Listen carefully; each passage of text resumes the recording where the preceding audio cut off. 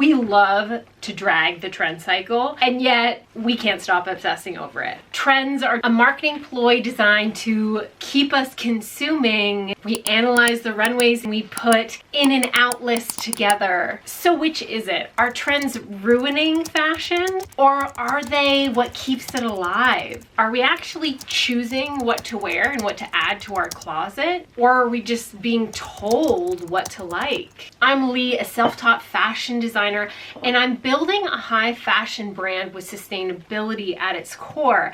And let me tell you from an insider's perspective, trends aren't just something designers follow. They happen as a response to the world around us, to culture, art, and that's why sometimes the same ideas will start popping up across collections, not because of some secret industry group chat, but because fashion is a reflection at its core of our collective consciousness. And speaking of trends, I unknowingly designed into a trend that's turning out to be a sleeper hit of 2025. And I'm going to talk about it in my next video. But first, we need to discuss why trends happen, why they have a bad rap, and how to engage them in a way that empowers you rather than consumes you. Trends are everywhere, but let's be real, they're nothing new. I mean, the phrase being in fashion literally means that something is on trend. But trends aren't just about what's hot or not. They actually exist and have a function at different levels of the fashion industry. So take high fashion. Designers aren't setting out to follow fashion trends. They're trying to create cultural moments through their collections. And sometimes multiple designers can land on the same aesthetic shift at the same time because they're all reacting to the same cultural undercurrents that we might all be experiencing in different ways. And then there's trend forecasting, the business side of trying to determine what you want next. So you've heard of trend forecasters, right? They used to be industry insiders, but now it seems like every other person on the internet is trying to tell you what trend is coming up next and is attaching that lovely little buzzword to the end of their social media profile. Everyone wants to predict the next viral moment. But let's not get confused here, because trend forecasting has existed long before social media. Brands spend millions on exclusive subscriptions like to WSGN, while retailers hire consultants to give them a roadmap so they can predict future sales years in advance.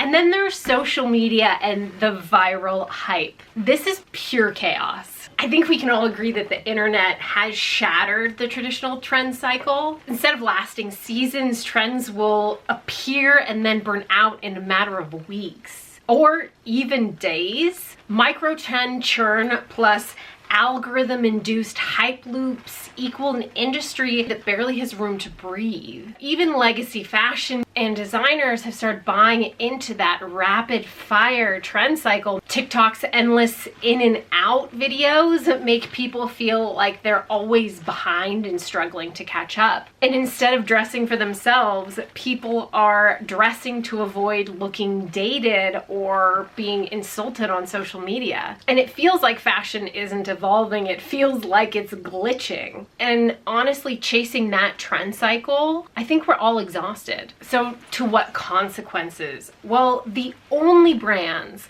that can keep up with this are fast fashion. I mean, their entire business model is built on this, and it's created this FOMO-fueled consumption loop where trends are actually designed to die fast, forcing you to keep chasing the next must-have, which begs the question, if trends are just manufactured to keep us buying, keep us consuming, why should we even care about them? But what if trends aren't actually the problem? What if it's how we've been conditioned to interact with them? Somewhere along the way, I think we stopped seeing trends as a creative tool of self-expression and started treating them like a shopping list that we need to check off in order to protect ourselves from the scrutiny of the rest of the world. Think about it. How many in and out videos do we see at the beginning of every season, despite also saying that we're no longer making in and out videos? And they're always presented as a rule-based list, which make you feel like if you're not following them, you're somehow missing this social contract of being on trend. How many times have you seen a new trend and thought, do I actually love this? Or am I just being told that I should? And we don't just admire trends anymore. We don't just say, oh, I'd love that. We feel like we must own it. We feel obligated to participate. And the second something falls into that dreaded out or over category, we feel pressured to abandon it even if we still love it. Last year we had mob wife aesthetic, indie sleaze, soul crushing, quiet luxury, all happening within a few months of each other. No one can afford to keep up with this. And you know, fashion used to be about self-expression, but now it feels like this fight for relevance and survival. At this point, the social media driven trend cycle isn't just fast, it also makes fashion disposable. And honestly, it also makes it really boring. So when you think about effortlessly stylish people, they don't chase trends. They curate what works for them. And we keep trying to package that into some sort of new trend, but really your personal style should be about harnessing a feeling, not just cycling through the latest hype. I mean, do you have a trend that you loved but stopped wearing because people said it was over and then suddenly it's making a comeback? So trends have a bad reputation, but here's a different perspective. Trends aren't just about consumption. They're also about evolution. They don't just tell us what to wear, they tell us why we wear it. Trends can also be a creative spark, a way to remix what's already in your closet, push your boundaries, and help you to refine your personal aesthetic over time. Because fashion isn't just about fabric and silhouettes. It has a history, not just our personal style, but also society. When I started my career in fashion, in a corporate setting for a major retailer, the rules weren't just unspoken. They actually told us there was a dress code. No jeans, a minimum strap width on tank tops. It was a whole vibe of polished professionalism that we had to abide by. But fast forward a few years, I was able to walk into a meeting wearing a lavender flight suit with matching sneakers and nobody batted an eye. Why? Trends don't just reflect what's in style. They show us how society, work, and identity are evolving over time. So let's make one thing clear. Trends will always exist as long as we have a say in what we're wearing. So the question isn't how to avoid them as they're inevitable, but how to use them on your own terms. And here's how. So first and most importantly, we need to separate our interest from our need to consume. You can appreciate a trend without needing to own it. We're not in the 1950s where hemlines rise and fall with the economy. You do not need to rebuild your wardrobe every season just to stay relevant.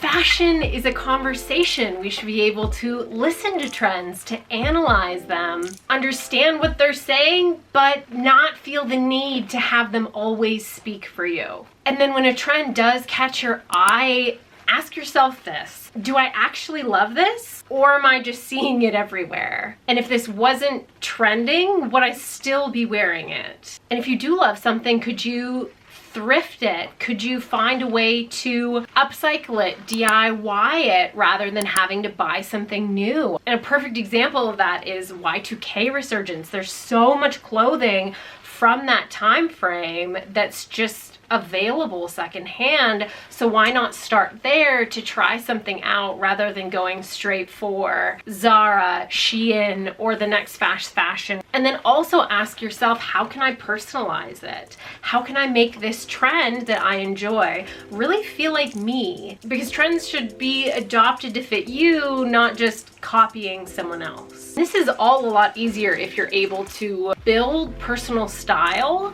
that outlasts the trend cycle. Think of your style as an energy, not a checklist. The moment you stop chasing those trends is the moment that you start curating your wardrobe. And fashion is inherently cyclical, like far too many things in society. But your style, it should feel like home. It shouldn't feel like a hotel room you're just like renting for the night. And then when something that you genuinely love comes back into style, whether it's wide leg trousers that fit you like a dream or a color that makes you feel unstoppable, that's when it's really worth investing and adding to your wardrobe, because that's when you know that you will keep owning something long past the trend cycle. Okay, so your turn. I want you to drop a comment. What is one trend that's actually shaped your long-term style? I won't judge if you say low-rise jeans. Okay, I might judge a little, but let me know. So here's the deal. Trends